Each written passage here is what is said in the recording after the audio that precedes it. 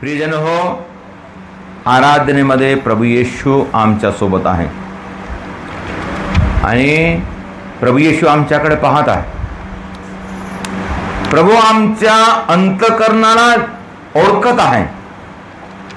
आम्हाला दुःख आहे, आम्हाला संकट आहे, आजार आहे, बिमारी आहे, आम्हाला सर्वाला काय काय आहे ते प्रभूला माहीत आहे. प्रभूला माहीत नाही असं काहीच नाही. प्रभूपासून काही लपून आहे असं काहीच नाही. आणि मग आम्ही प्रभूकडे आलेले आहोत आणि तो मोठा वैद्य आहे. मोठा वैद्य म्हणजे डॉक्टरांचा डॉक्टर आणि तो बरं करणार आहे. परंतु ते बरं करण्यामध्ये आणि आमच्या प्रार्थनेमध्ये, तो बरं करण्यामध्ये आणि आमच्या प्रार्थनेमध्ये मधामध्ये काय आहे? काय आहे? आमचा विश्वास. तो बरं करण्यामध्ये आणि आमच्या प्रार्थनामध्ये, आमची प्रार्थना विश्वास पूर्ण झाल्याने, विश्वास काय आहे हा आम्ही ओळखलं पाहिजे. कशा प्रकारे विश्वास करावं हे आपण ओळखलं पाहिजे. बायबल आहे तुमच्याकडे? बायबल घेऊन बसा. बायबल घेऊन बसा. Hallelujah, hallelujah, hallelujah. आणि परमेश्वराने आम्हाला आपली शक्ती देण्याचं माध्यम बनवलेला. परमेश्वराने आम्हाला आपली शक्ती देण्याचं माध्यम काय आहे? मध्यस्थ काय आहे? प्रभूचे वचन. प्रभूचे वचन, प्रभूचे प्रत्येक वचन काय आहे आपण पाहतो. इब्री लोकास पत्र अध्याय 4 ओवी 12 मध्ये आम्ही वाचतो. इब्री लोकास पत्र अध्याय 4 ओवी 12 मध्ये. हालेलुया. कोणाला वचन मिळालं? काढा बरं, वचन काढा. इब्री लोकास पत्र अध्याय 4 ओवी 12 वाचा. कारण देवाचे वचन सजीव, सक्रिय, कोणत्याही दुधारी तलवारीपेक्षा तीक्ष्ण असून जीव व आत्मा, साधे व मज्जा यांना भेदून आरपार जाणारे आणि मनातील विचार व हेतू यांचे परीक्षक असे आहे. Hallelujah, hallelujah. कोणते वचन? ते इब्री लोकास पत्र काय सांगत आहे? देवाच्या वचनानुसार सांगत आहे. देवाच्या वचनाबद्दल सांगत आहे. मग देवाचे कोणते वचन? कोणतेही वचन, सर्वच वचन.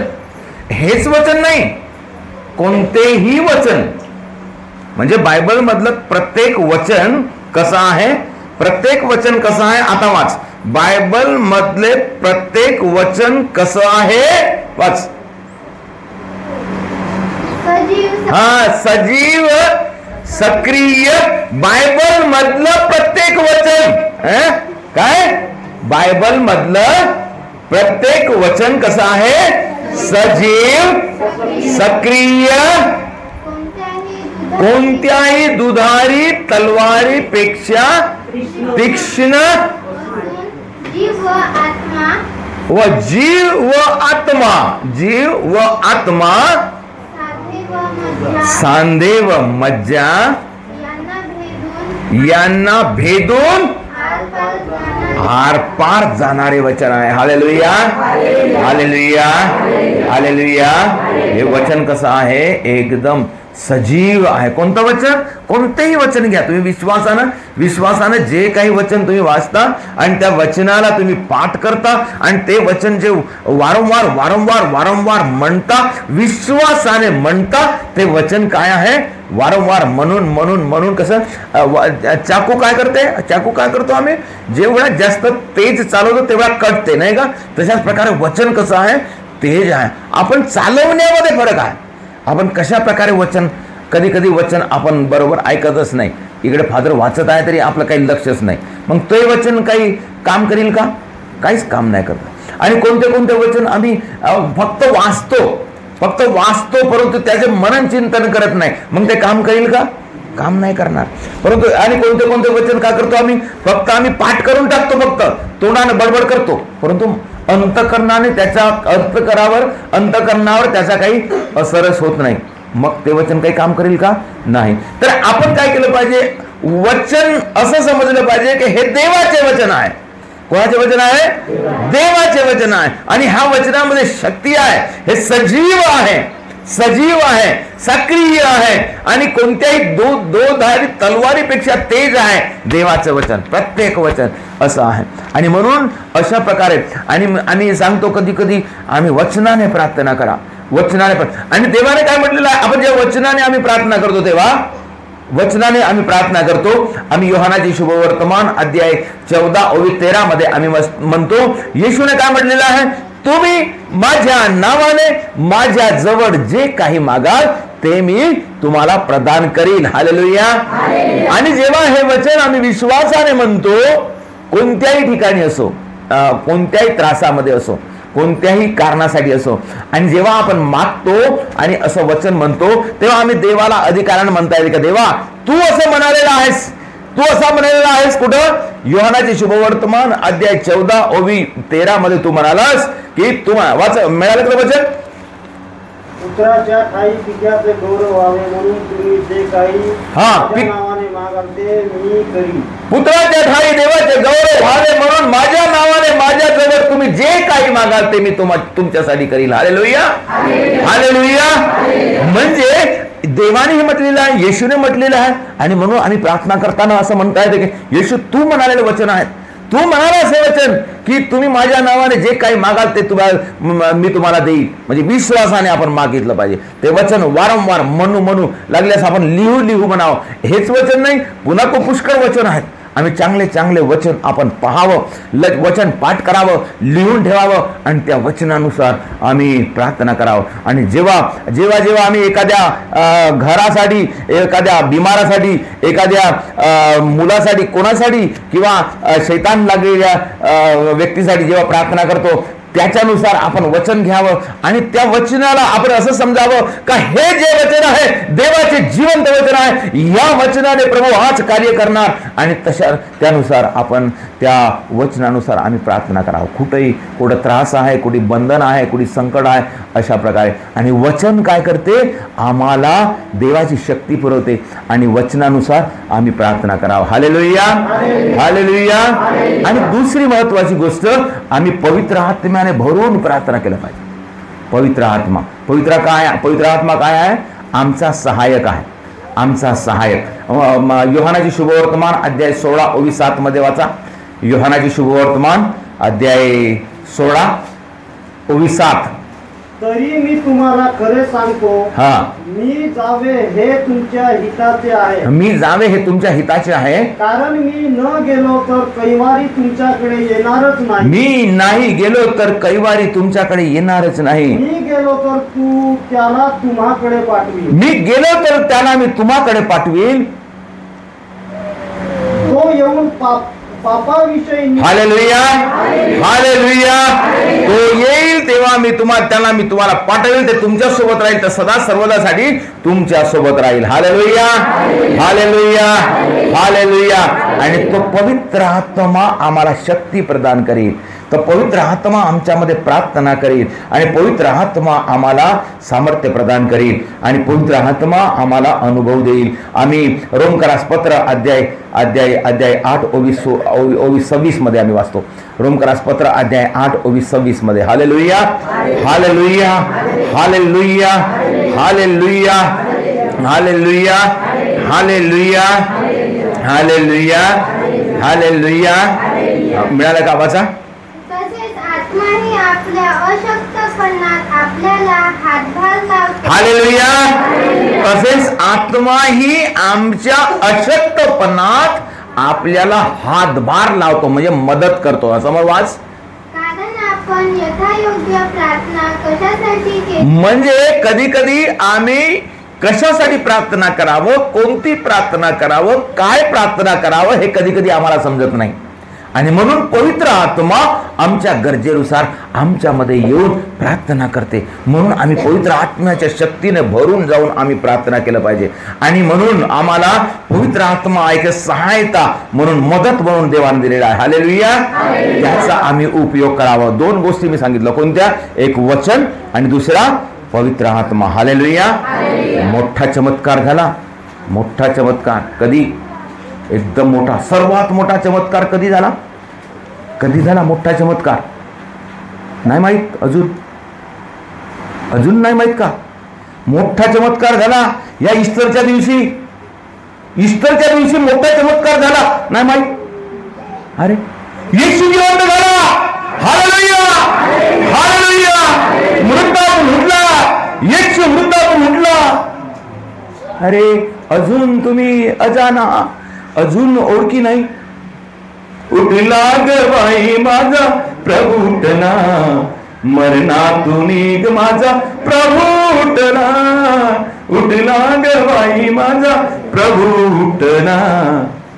आपण गाणं म्हणलो, आपण सण साजरा केलो, आपण मोठा त्योहार बनवला आणि आम्ही विसरून गेलो, है ना? विसरून गेलो. प्रिय बंधू आणि भगिनी, हा मोठा, सर्वात मोठा चमत्कार आहे. आणि तो चमत्कार कसा घडला आपण पाहूया. कसा घडला तो चमत्कार? रोमकरास पत्र अध्याय 8:11 वाचूया आपण. कसा घडला आणि तो चमत्कार कसा घडला जर ते आम्हाला समजलं तर आमच्या जीवनामध्ये कोणतेही संकट राहणार नाही, कोणतीही बिमारी राहणार नाही आणि त्याच्यानुसार आम्ही प्रार्थना केल्याने आम्हाला यश मिळणार. Hallelujah, hallelujah, hallelujah, hallelujah, hallelujah. रोमकरास पत्र अध्याय 8:11 वाचा बरं प्रिय बंधू आणि भगिनी. त्याचा आत्मा जर तुम्हामध्ये वस्ती करतो तर ज्याने ख्रिस्त येशूला मेलेल्यातून उठविले ते तुमच्यामध्ये वस्ती करणाऱ्या आपल्या आत्म्याने तुमची मर्य शरीरावरही जिवंत राहील. Hallelujah, hallelujah, hallelujah, hallelujah, hallelujah, hallelujah. किती मोठी गोष्ट आहे, किती मोठी गोष्ट आहे. समजलं का? हे वचन समजलं का? आपण पुन्हा वाचूया. ज्या येशूला मेलेल्यातून उठविले त्याचा आत्मा. कोणाला मेलेल्यातून उठवले? येशूला.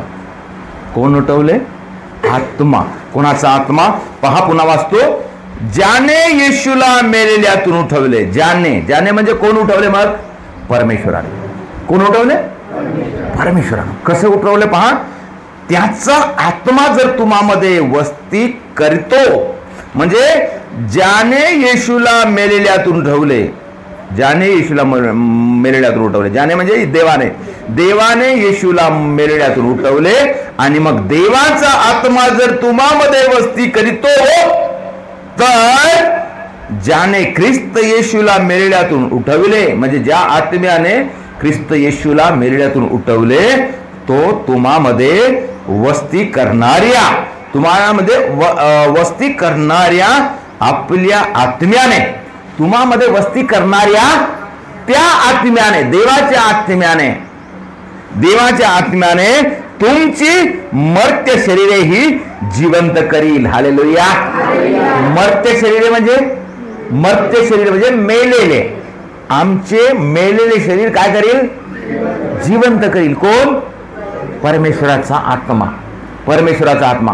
पुन्हा एकदा याच्याकडे लक्ष देऊया. आपण बायबल न पाहता आपण त्याला समजण्याचा प्रयत्न करूया. ज्याच्या आत्म्याने म्हणजे देवाच्या आत्म्याने येशूला मरणातून उठवले. कोण उठवले? देवाच्या आत्म्याने. आणि तो आत्मा जर आमच्यामध्ये वस्ती करत असेल तर, तो देवाचा आत्मा जर आमच्यामध्ये वस्ती करत असेल तर आमचे मर्त्य शरीर काय होईल? जिवंत होतील. हालेलुया. आमचे मर्त्य शरीर कसे आहे? कोणी लंगडे आहे, ते लंगडे बरे होतील. म्हणजे मर्त्य शरीराले काय झालेलं आहे? शरीर बेकाम झालेलं आहे, नाही का? बेकाम झालेलं आहे. म्हणजे लंगडे असतील तर बरे होतील, दुखणे असेल तर बरे होईल, घरामध्ये जे अडचण असेल तर ते दूर होईल, ज्याची बरकत खुंटली असेल ते बरकत येईल, ज्याच्या घरावर विघ्न आहे, विघ्न असल्यामुळे काय झालं? त्यांचं कुटुंब मेल्यासारखं होऊन गेलेलं आहे. विघ्नामुळे काय झालं? वारंवार संकट, वारंवार काही ना काहीतरी घडते, वारंवार संकट येते, वारंवार अडथळे येते, वाईटाकडे जाते. म्हणजे काय झालं? ते कुटुंब कसं झालेलं आहे? एकदम बेकाम झालेलं आहे, एकदम बर्बाद झालेला आहे. या कुटुंबामध्ये जर देवाचा आत्मा जर निवास करत असेल तर ते काय होईल, ते सर्व ते कुटुंब काय होईल, पुन्हा जिवंत होईल आणि चांगल्या प्रकारे प्रेमानं समोर जाईल, देवाच्या कृपेनं, देवाच्या कृपेमध्ये वाढेल. Hallelujah, hallelujah. म्हणजे महत्वाचं काय आहे याच्यामध्ये, आपण अशा प्रकारे प्रार्थना केलं पाहिजे, पवित्र आत्म्याला ग्रहण केलं पाहिजे. पवित्र आत्मा माझ्यामध्ये यावं आणि तो आत्मा जर माझ्यामध्ये आला तर तो आत्मा, ज्या आत्म्याने येशूला जिवंत केले, तो देवाचा आत्मा जर माझ्यामध्ये जर वस्ती करील, माझ्या कुटुंबामध्ये वस्ती करील, माझ्या मुलाबाळामध्ये वस्ती करील, माझ्या धंद्या कामामध्ये वस्ती करील, तर माझ्या जीवनामध्ये बरकत येईल, माझे मर्त्य शरीर दुरुस्त होईल, माझे मुलं बाळं नष्ट झालेले पुन्हा वापस येतील आणि माझी धनसंपत्ती नष्ट झाली तर पुन्हा वापस येईल. कशामुळं? पवित्र आत्म्याने ग्रहण केल्याने. आम्ही प्रार्थना करूया, आम्ही प्रार्थना विश्वासाने प्रार्थना. सर्वात महत्त्वाची एक गोष्ट आहे की आम्ही प्रभूचे वचन आपण पाळावं, वचनानुसार प्रार्थना करावं. आणि दुसरी गोष्ट, पवित्र आत्म्याच्या प्रभूच्या आत्म्याने भरून जाऊन आपण प्रार्थना केलं पाहिजे. Hallelujah, hallelujah, hallelujah, hallelujah. आणि आपण विश्वास ठेवला पाहिजे. काय विश्वास ठेवला पाहिजे? पुन्हा एक वचन आम्ही वाचतो, रोमकरास पत्र 10 अध्याय 10 ओवी 9 आणि 10. 9 आणि 10. रोमकरास पत्र अध्याय 10 ओवी 9 आणि 10. Hallelujah, hallelujah. प्रभू आहे असे जर तू आपल्या मुखाने कबूल करशील, येशू प्रभू आहे असं जर तू आपल्या मुखाने कबूल करशील आणि देवाने त्याला मेलेल्यातून उठविले असा आपल्या अंतःकरणात विश्वास धरशील तर तुझे तारण होईल. देवाने त्याला मृतातून उठवले आहे असे तुझ्या हृदयामध्ये विश्वास धरशील तर तुझे तारण होईल. Hallelujah, hallelujah. आपण विश्वास काय धरला पाहिजे? देवाने प्रभू येशूला मृतातून उठवलेले आहे. कसे? त्याच्या आत्म्याद्वारे. आपण विश्वास ठेवला पाहिजे. हे फक्त कहाणी नाही, हे तर एक अशी गोष्ट नाही. आम्ही पुष्कळदा काय करतो? आम्ही गोष्ट ऐकतो, नाही का? आम्ही गोष्ट ऐकतो, आम्ही कहाणी ऐकतो, विसरून जातो. पोराला शिकवण्यासाठी एक गोष्ट सांगण्यात येते, परंतु तेवढ्यात हे गोष्ट संपत नाही. हे एक हकीकत आहे, हे घडलेली गोष्ट आहे, एक चमत्कार आहे आणि देवाने जे घडवलेले आहे, देवाने आपल्या आत्म्याद्वारे प्रभू येशूला जिवंत केलेला आहे. आणि मग हा जिवंत का म्हणून झाला आहे? अशा प्रकारे जिवंत झालेल्या प्रभूवर आपण विश्वास ठेवला पाहिजे, अंतःकरणाने विश्वास ठेवला पाहिजे की देवाने प्रभू येशूला जिवंत केलेला आहे. Hallelujah, hallelujah, hallelujah. 3 गोष्टी सांगितलं. प्रत्येक वचनामध्ये शक्ती आहे. प्रभूचा आत्मा आमच्यामध्ये आला तर आमच्या जीवनामध्ये चमत्कार होईल. आणि अंतःकरणाने काय विश्वास ठेवला पाहिजे? प्रभूने, परमेश्वराने आपल्या आत्म्याद्वारे प्रभू येशूला जिवंत केलेला आहे. Hallelujah, hallelujah. प्रिय बंधू आणि भगिनींनो, मी अशासाठी सांगत आहोत की आम्ही जेव्हा इथं येतो आणि प्रार्थना करतो, आराधना करतो, तर आमची प्रार्थना अशा प्रकारे झाली पाहिजे. आणि प्रत्येक वेळेस घरी आणि कुठेही आम्ही प्रार्थना करताना अशा प्रकारे आमचा विश्वास झाला पाहिजे. आम्ही अशा प्रकारे विश्वासाने आम्ही प्रार्थना केलं तर आम्हाला प्रार्थनेचं फळ मिळते. आपण विश्वास धरूया आणि विश्वासाने प्रार्थना करूया आणि वचनावर विश्वास ठेवून प्रार्थना करूया, वचनाला आठवण करून प्रार्थना करूया, प्रभूच्या आत्म्याने समर्पित होऊन प्रार्थना करूया. Hallelujah, hallelujah, hallelujah, hallelujah. आणि इथं आल्यावर कसं प्रार्थना करायचं? कडकडीने प्रार्थना करायचं. असंच आपण काहीतरी टाइमपास करून आपण निघून गेलं नाही, फादर बोलत आहे ऐकत आहो म्हणून, नाही, तसं नाही. आणि प्रार्थनासाठी मी तुम्हाला प्रार्थना करा, तुम्ही बरं हो असं नाही. तुम्ही सुद्धा माझ्यासाठी प्रार्थना करा, तुम्ही एक दुसऱ्यासाठी प्रार्थना करा. तुम्ही इथं कायसाठी आलो? आम्ही वेळ काढून कशासाठी आलो? आम्ही वावशा देण्यासाठी? वावशा देण्यासाठी नाही. आम्ही प्रार्थना करासाठी. आम्ही प्रार्थनाची वेळ आहे, ही प्रार्थनाची वेळ आहे. आपण मन लावून, अंतःकरण लावून प्रार्थना करायचं आणि देवाकडे हाक मारून प्रार्थना करायचं. आणि हाक मारून प्रार्थना करून कोणासाठी? कदाचित मला काही बिमारी नसेल, काही हरकत नाही, तुम्हाला बिमारी नसेल तर बाकीचे एवढे लोक आले आहेत ना, त्यांच्यासाठी तेव्हा त्यांना देवाची कृपा मिळवून प्रार्थना करूया. आपण घुटणे टेकूया, घुटणे टेकूया, घुटणे टेकून प्रार्थना करूया. एक दुसऱ्यासाठी प्रार्थना करूया. छातीवर हात ठेवून प्रार्थना करूया. विश्वासाने प्रार्थना करूया. प्रभूचा आत्मा आमच्यावर येण्यासाठी, प्रभूची कृपा आमच्यावर येण्यासाठी आणि प्रभूची कृपा आमच्यावर येऊन आम्हाला आशीर्वाद देण्यासाठी प्रार्थना करूया. Hallelujah, hallelujah, hallelujah, hallelujah, hallelujah. छातीवर हात ठेवूया, आपले हात छातीवर ठेवूया. आम्ही आठवण करूया प्रभूने आम्हाला काय काय सांगितलं. प्रभूने आम्हाला वचनाविषयी सांगितलं आहे. प्रभूचे वचन दुधारी तलवारीपेक्षा तेज आहे, प्रभूने म्हटलेले आहे. आपण विश्वास ठेवूया. प्रभू, मी तुझ्या वचनावर विश्वास ठेवतो.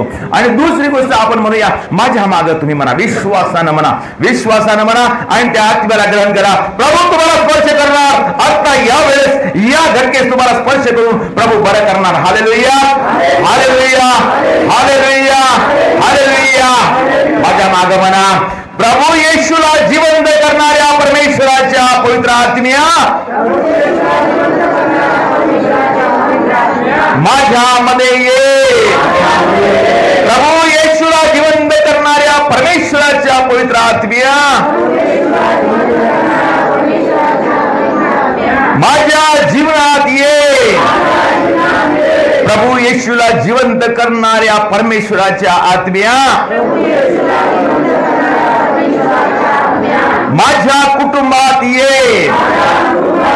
प्रभू येशूला जिवंत करणाऱ्या परमेश्वराच्या आत्म्या माझ्या जीवनात ये. प्रभू येशूला जिवंत करणाऱ्या परमेश्वराच्या आत्म्या माझ्या बिमारीत ये. प्रभू येशूला जिवंत करणाऱ्या परमेश्वराच्या आत्म्या माझ्या संकटात ये. प्रभू येशूला जिवंत करणाऱ्या परमेश्वराच्या आत्म्या माझ्या धंद्यात ये. प्रभू येशूला जिवंत करणाऱ्या परमेश्वराच्या आत्म्या माझ्या मुलाबाळामध्ये ये. प्रभू येशूला जिवंत करणाऱ्या परमेश्वराच्या आत्म्या माझ्या बंधनात ये. मला मुक्त कर, मला बरं कर, मला आशीर्वादित कर, मला शांती दे. Hallelujah, hallelujah, hallelujah. आपले हात वर करूया आणि ज्याप्रमाणे आता आम्ही विश्वास ठेवलेला आहे त्याप्रमाणे पवित्र आत्म्याला बोलावून, प्रभू येशूला बोलावून, प्रभूच्या वचनाने संपन्न होऊन आपण प्रार्थना करूया. आपल्यासाठी, आपल्या घरासाठी, आपल्या कुटुंबासाठी, आपल्या लेकरांसाठी, आपल्या बंधनासाठी जे काही मागणी आहे तुम्ही मागा. येशूला मागा, येशूला विश्वासाने भक्तिभावाने मागा आणि प्रार्थना करा. स्तुती करून प्रार्थना करा. Hallelujah, hallelujah, hallelujah, hallelujah, hallelujah, hallelujah, hallelujah, hallelujah, hallelujah, hallelujah, hallelujah, hallelujah, hallelujah, hallelujah, hallelujah, hallelujah, hallelujah, hallelujah, hallelujah, hallelujah. Yeshu, Yeshu, Yeshu ये, येशू ये, प्रभू येशू ये. येशूच्या आत्म्या, येशूच्या पवित्र आत्म्या ये. येशू, येशू आम्हाला दया कर, आमच्या दुःखावर दया कर. हे प्रभूच्या आत्म्या, ज्या आत्म्याने प्रभू येशूला जिवंत केले त्या परमेश्वराच्या आत्म्या आमच्यामध्ये आम्हाला आशीर्वादित कर, आम्हाला बरं कर, आमच्या लोकांना बरं कर. येशू तुझ्या नावाने प्रार्थना करतो. Hallelujah, hallelujah, hallelujah, hallelujah, hallelujah, hallelujah, hallelujah, hallelujah, hallelujah, hallelujah, hallelujah, hallelujah, hallelujah, hallelujah, hallelujah, hallelujah, hallelujah, hallelujah, hallelujah. जोराने येशूच्या नावाने टाळी वाजवूया.